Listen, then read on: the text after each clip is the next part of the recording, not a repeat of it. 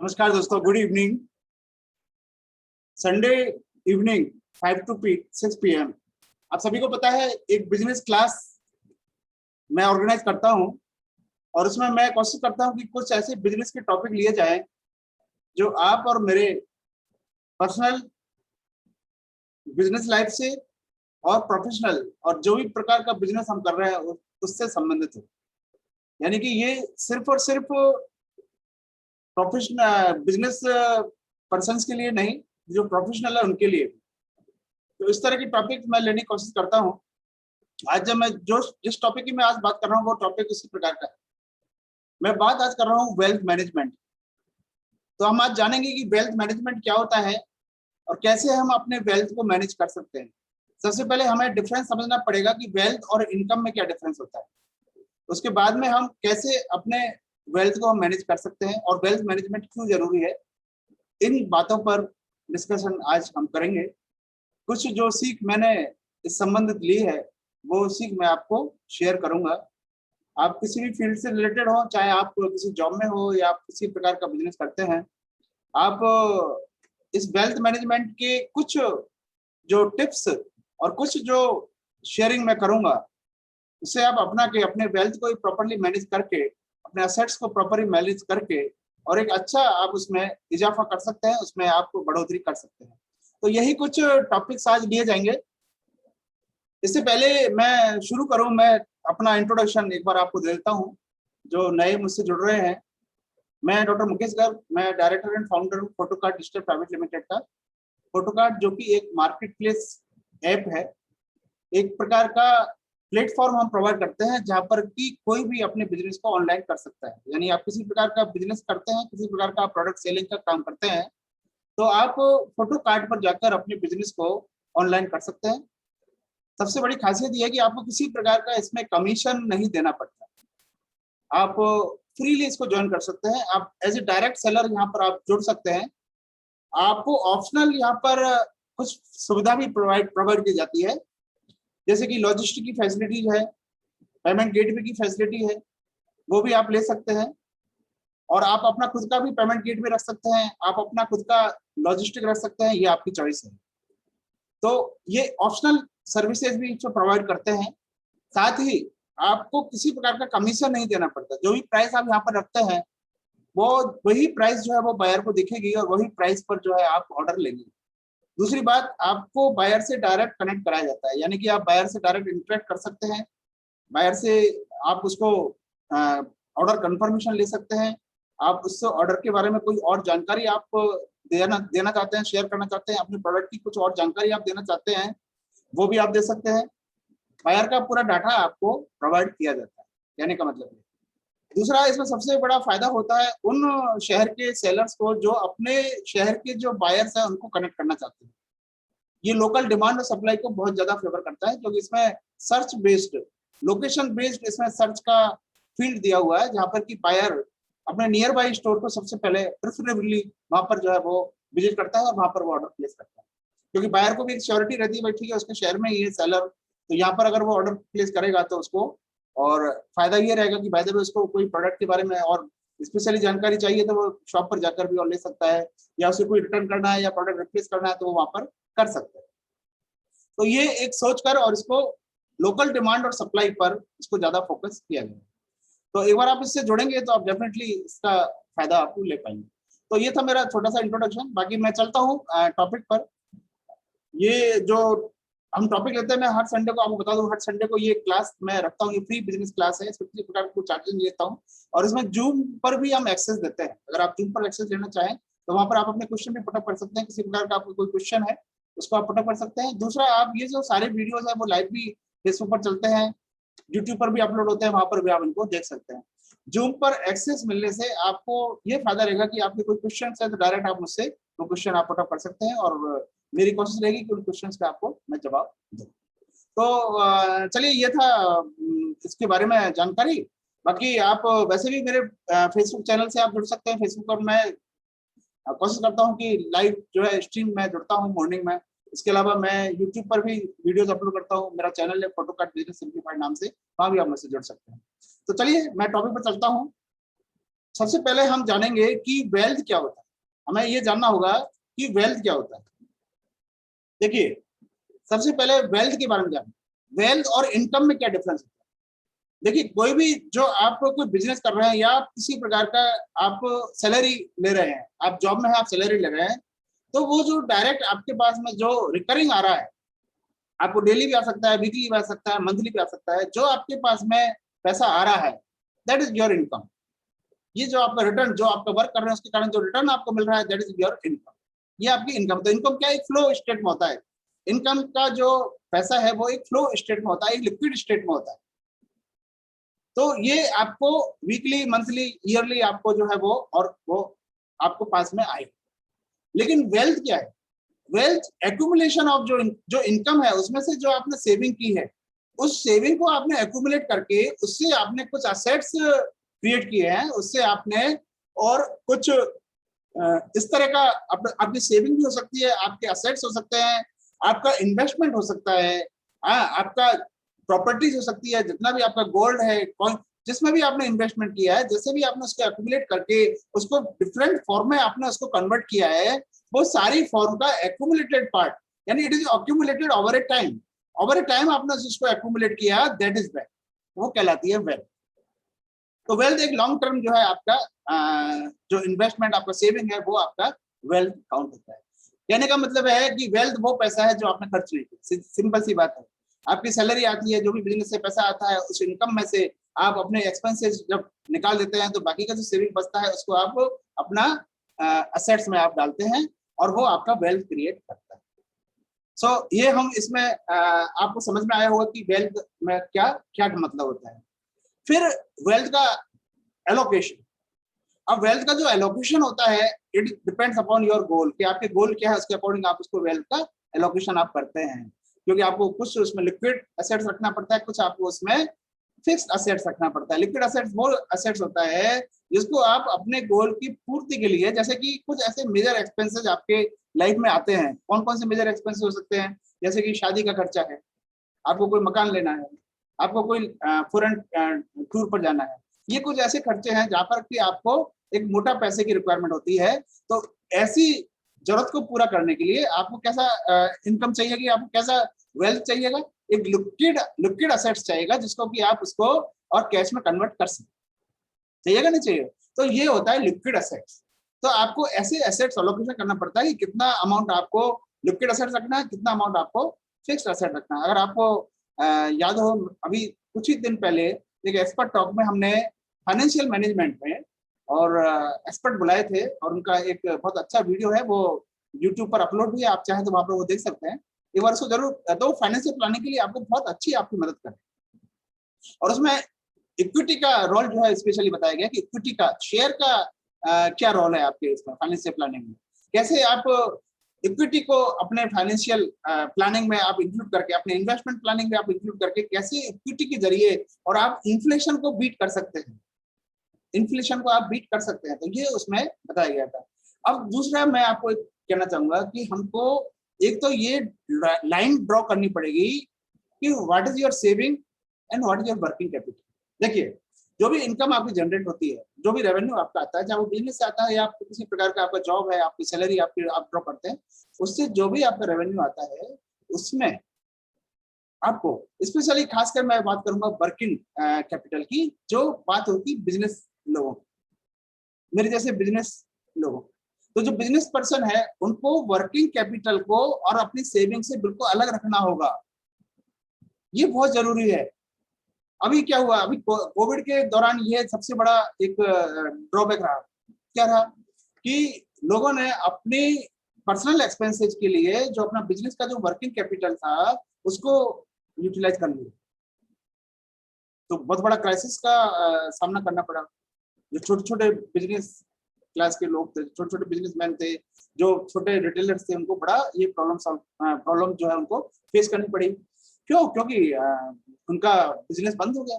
2-3 महीने का lockdown period, तो उनकी जो वर्किंग कैपिटल थी, जो उनके बिजनेस को टर्नओवर में मदद करती थी, वो सारी वो जो है उनके एक्सपेंसेस में खर्च होने लगी। तो ये इस तरह से ये सिचुएशन आ जाती है। लेकिन चलो, कोरोना एक सिचुएशन थी, और उस सिचुएशन में सर्वाइव करना सबसे पहली प्रायोरिटी बन गई थी, उस पेज को निकालना पहली प्रायोरिटी बन गई थी। लेकिन उस दौरान जबकि आपका बिजनेस बिल्कुल बढ़िया चल रहा है, ऐसे में आपको बिल्कुल एक लाइन ड्रॉ करनी पड़ेगी कि आपकी जो पर्सनल सेविंग है वो आपके वर्किंग कैपिटल से बिल्कुल अलग। वर्किंग कैपिटल को आपको पर्सनल सेविंग में नहीं देना और पर्सनल सेविंग से आपको वर्किंग कैपिटल में पैसा ट्रांसफर नहीं करना, ये आपको एक ड्रॉ करना। देन पर्सनल सेविंग किस में काम आती है? पर्सनल सेविंग आपके फैमिली सिक्योरिटी और आपके रिटायरमेंट और आपके जो भी फैमिली के गोल है उसमें काम है। समझे मेरी बात? तो ये आपको एक लाइन आपको ड्रॉ करनी है। अब हम समझते हैं वेल्थ मैनेजमेंट क्या होता है। सबसे पहले वेल्थ मैनेजमेंट का सिंपल सा मतलब है, मैंने एक सिंपल सा एक डेफिनेशन यहाँ देने की कोशिश की है। Maintain and increase one's wealth based on their financial situation, goal and risk tolerance. Wealth management का मतलब है कि जो भी वेल्थ आपके पास में है उसको आपको मेंटेन करना है। सबसे पहले उसको क्या करना है? मेंटेन करना है। एंड और उसको दूसरा पर्पस क्या होता है कि वो इंक्रीज हो, उसमें आपको इंटरेस्ट भी मिले जिससे कि वो इंक्रीज हो, वेल्थ इंक्रीज हो। तो आपको दोनों चीज रखनी है, मेंटेन भी करना है और उसको इंक्रीज भी करना है। और ये आपकी फाइनेंशियल सिचुएशन पर डिपेंड करता है, आपके गोल पर डिपेंड करता है और आपके रिस्क टॉलरेंस पर डिपेंड करता है। अब जैसे इसमें तीनों चीज बड़ी इंपॉर्टेंट। फाइनेंशियल सिचुएशन मतलब आप बिजनेस किस प्रकार का करते हैं, आपका बिजनेस में रेवेन्यू कितना आ रहा है उस पर डिपेंड करेगा। आप उसी के अकॉर्डिंग आपको वेल्थ कितना आप असेट्स लेंगे, कितना आप उसमें इन्वेस्टमेंट करेंगे, म्यूचुअल फंड में कितना डालेंगे, कितना आप उसमें, यही तभी तो डिसाइड कर पाएंगे ना। देन गोल आपके, ये आपके गोल क्या है, आपके जो फाइनेंशियल जो गोल होंगे उसके अकॉर्डिंग आपका वेल्थ मैनेजमेंट डिपेंड करेगा कि कितना उसमें लिक्विड असेट्स रखना है, कितना उसमें आपको फिक्स्ड असेट्स रखना है। समझिए मेरी बात? Then risk tolerance. अब रिस्क टॉलरेंस क्या होती है? रिस्क टॉलरेंस होती है कि देखिए कुछ इन्वेस्टमेंट होते हैं जिसमें रिस्क ज्यादा होती है, कुछ इन्वेस्टमेंट होते हैं जिसमें रिस्क कम होती है। अब ये आपकी एज पर डिपेंड करता है और आपकी रिस्क टेकिंग कैपेसिटी पर डिपेंड करता है कि आप किस तरह के इन्वेस्टमेंट में जाए। जहां पर हाई रिस्क होती है वहां पर रिटर्न भी हाई होता है। जैसे कि इक्विटी मार्केट में क्या है, रिटर्न हाई है लेकिन रिस्क भी है। तो आपकी रिस्क कैपिटल अच्छी होगी तभी आपको इसमें जाना पड़ेगा। अदरवाइज आपको अगर आप रिटायरमेंट की एज पर हैं, ठीक है ना, तो वहां पर आपकी सिक्योरिटी आपकी ज्यादा इंपॉर्टेंट होती है। तो उस जगह पर आप जो है डेट फंड पर जाएंगे, इस तरह के इन्वेस्टमेंट पर जाएंगे जहां पर कि इंटरेस्ट रेट चाहे कम हो लेकिन आपका पैसा वहां पर सिक्योर है, आप उस तरह के इन्वेस्टमेंट पर आप जाएंगे। तो ये रिस्क टॉलरेंस पर डिपेंड करता है। देन कैसे करते हैं हम वेल्थ मैनेजमेंट? कैसे करते हैं? सिंपल सा है, इन्वेस्टमेंट एडवाइस के द्वारा। अब इन्वेस्टमेंट में आपको एडवाइस लेनी है, एक अच्छे सर्टिफाइड फाइनेंशियल एडवाइजर से एडवाइस लेनी है। इस चीज को आप समझिए, कभी भी एडवाइस आप किसी पर्टिकुलर एक ही फील्ड में कोई एक्सपर्ट है उससे नहीं ले। ये मैं आपको एक बहुत अच्छी सलाह आपको दूं। क्या होता है, कुछ लोग म्यूचुअल फंड बेचते हैं सिर्फ, कुछ लोग इंश्योरेंस बेचते हैं सिर्फ, कुछ लोग सिर्फ शेयर मार्केट में वर्क करते हैं, ब्रोकर है। तो वो अपने इंस्ट्रूमेंट की आपको सलाह देगा। म्यूचुअल फंड वाला आपको सलाह देगा कि आप म्यूचुअल फंड में लगाओ, इंश्योरेंस वाला आपको सलाह देगा कि इंश्योरेंस में लगाओ। जो ब्रोकरेज फर्म में काम कर रहा है, ट्रेडिंग में काम कर रहा है, वो आपको ट्रेडिंग की सलाह देगा, ब्रोकरेज फर्म की सलाह देगा, या आप इक्विटी में लगाओ। तो आपको ये किसी किसी से भी आपको एडवाइस लेनी है, आपको एडवाइस लेनी है किससे? सर्टिफाइड फाइनेंशियल एडवाइजर, जो कि किसी इंस्ट्रूमेंट को नहीं बेच रहा है, वो आपको ही जो आपको जेन्युइन सलाह देगा कि आपको वेल्थ को कैसे आपको मैनेज करना है। तो ये बहुत अच्छा एक बिजनेस भी है और ये बहुत अच्छा एक फर्म के, कई फर्म भी होती है जो फाइनेंशियल मैनेजमेंट करती है, कई जो है इंडिविजुअल भी करते हैं, बिजनेस कंसल्टेंट है। आपको उनमें से सर्टिफाइड फाइनेंशियल कंसल्टेंट आपको ढूंढना है जो आपको इसमें मदद करे। एस्टेट प्लानिंग भी एक बहुत बड़ा इसमें रोल होता है कि आपको एस्टेट जो भी प्रॉपर्टी आप खरीद रहे हैं उसका आपको देखना हो, ठीक है। अकाउंटिंग भी इसमें आती है, वेल्थ मैनेजमेंट में अकाउंटिंग भी आएगी, आपका रिटायरमेंट प्लान भी आएगा और आपका टैक्स प्लान भी इसमें आएगा। ये सारी चीजें होती है और ये सब मिला के एक होलिस्टिक अप्रोच होती है और ये कहलाती है वेल्थ मैनेजमेंट, जिसमें आपके अकाउंटिंग का भी देखा जाएगा, आपके रिटायरमेंट प्लान का भी देखा जाएगा, आपके टैक्स सेविंग का भी देखा जाएगा, आपके जो भी आप फिक्स्ड असेट्स खरीद रहे हैं उसका भी देखा जाएगा और आपका इन्वेस्टमेंट का भी देखा जाएगा कि आपको कैसे कैसे इन्वेस्टमेंट आपको करना है। तो ये थी, तो कुछ की पॉइंट्स पर हम बात कर लेते हैं, वेल्थ मैनेजमेंट के कुछ की पॉइंट पर हम बात कर लेते हैं। सबसे पहले मैंने आपको बताया था कि आपको सेविंग को और वर्किंग कैपिटल को दोनों को आपको अलग करना है, एक लाइन आपको खींचनी है। ठीक है। जो पर्सनल सेविंग मैंने आपको बताया वो आपको रिटायरमेंट में काम आएगी, आपकी सेफ्टी में काम आएगी, आपकी फैमिली जितने भी आपके जो ऑब्लिगेशन है, जो जितने भी आपके फैमिली ऑब्लिगेशन है उसमें काम है, ठीक है। फिर आपको अपना बिजनेस गोल आपको रखना है कि आपकी वर्किंग कैपिटल उसमें कितना आपको बिजनेस गोल को अचीव करने में आपकी वर्किंग कैपिटल काम है। अब आपका जो गोल है वो आपके अकॉर्डिंग टू योर एज है, वो आपका गोल होगा, ठीक है। देन कैसे आप अचीव करेंगे, how to reach your goal. अब यहाँ पर आप देखिए, जब वेल्थ मैनेजमेंट की बात आती है तो आपके इन्वेस्टमेंट पोर्टफोलियो में ये सारी चीजें आती है, जिसमें फिक्स्ड डिपॉजिट भी आता है, बॉन्ड्स भी आते हैं, इक्विटीज भी आती है, म्यूचुअल फंड आते हैं, गोल्ड आते हैं, एस्टेट्स जो मैंने बात की थी। अब ये सारी इन्वेस्टमेंट पोर्टफोलियो है, इसमें आपका एलोकेशन जो है वो प्रॉपर होना चाहिए। अब ये किस पर डिपेंड करेगा, जो आपको मैंने ऑलरेडी पहले ही बताया, ये किस पर डिपेंड करेगा, ये डिपेंड करेगा कि आपको कितना लिक्विड असेट्स चाहिए, कितना लिक्विडिटी चाहिए आपको अपने वेल्थ में, और कितना आपको इसमें एक्यूमुलेशन की वेल्थ जो है धीरे धीरे आपका एक्यूमुलेट हो और एक कंपाउंडिंग इंटरेस्ट के जरिए आपकी वेल्थ जो है वो अब बढ़ती जाए, इस पर डिपेंड करेगा। अब क्या हो, जैसे आपने किसी चीज में इन्वेस्ट किया, जैसे आपने बॉन्ड्स में इन्वेस्ट, आपने गोल्ड में इन्वेस्ट, है ना, आपने म्यूचुअल फंड में इन्वेस्ट किया, तो इन सब में जो है कंपाउंड इंटरेस्ट का जो वर्क है वो कब काम करेगा, इफेक्टिवली कब काम करेगा, जब आप उसमें पैसा आप जल्दी जल्दी विड्रॉ नहीं करें, क्योंकि तभी तो इंटरेस्ट पर इंटरेस्ट लगेगा ना, इंटरेस्ट पर इंटरेस्ट मिलेगा आपको, तो आपको पैसा वहां पर रोकना पड़ता है। आपको 2 साल का, 3 साल का, 4 साल का आपको प्लानिंग करना पड़ता है कि भाई मैं इतने साल पैसे को मैं रखूंगा जिससे कि इंटरेस्ट पर मेरे को इंटरेस्ट मिले। ये कंपाउंड इंटरेस्ट तभी वर्क करेगा। तो आपको उस तरफ जाना है, आपको उस तरफ जाना है, वेल्थ एक्यूमुलेट करनी है, तो उसमें आपको ये देखना होगा कि आपको लिक्विडिटी वहां पर आपको वो रहेगी, तो आपको उसको डाइवर्सिफाइड करना है। कुछ लिक्विड असेट्स रखना है जो आपको आपकी जो इस तरह की जो इमरजेंसी सिचुएशन होती है, इसके अलावा हाँ इसमें आपको इमरजेंसी फंड भी रखना पड़ेगा। इमरजेंसी फंड को आपको बिल्कुल टच ही नहीं करना है। इमरजेंसी फंड आपको आपकी कोई भी किसी प्रकार की कोई फैमिली पे मेडिकल इमरजेंसी आती है या किसी प्रकार की कोई इमरजेंसी आती है, ऐसे में आपकी मदद, तो इमरजेंसी फंड, जिसको कंटिजेंसी फंड भी बोलते हैं, उसको आपको बिल्कुल सेपरेट रखना है। और उसमें जैसे ही आप उसमें से उस फंड में से, इमरजेंसी फंड में से जैसे भी आप उसको खर्च करते हैं, तो आपको उसको सबसे पहले उसको फिल करना है, सबसे पहले उसको फिल करना है, ये आपको ध्यान रखना है। सो असेट्स एलोकेशन आपको देखना होगा कि स्पेसिफिक असेट्स में आपको कितना परसेंटेज आपको और एलोकेट करना है।